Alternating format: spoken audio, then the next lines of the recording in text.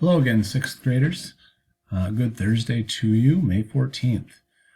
Today, what you need to do is to continue working on testing your thermos cups and working on your data analysis assignment. Hopefully, you've been working on that the last couple of days. You got the cup finished up.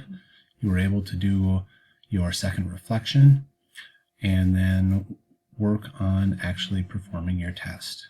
Mr. Rocco put together some really thorough videos that go through how you're going to want to do this, so please make sure you check those out. Pause them, restart them as you're going through it if you want to work on it one little bit at a time.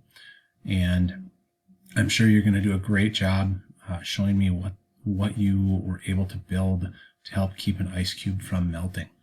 If you need help with anything, please send me a Schoology message and I'll get back to you as soon as I can. I've got a couple of meetings today, but none of them should be very long.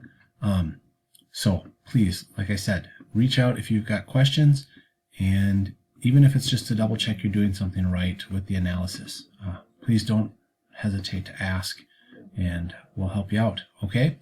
I hope you have a great day. We're getting closer to the end of the week.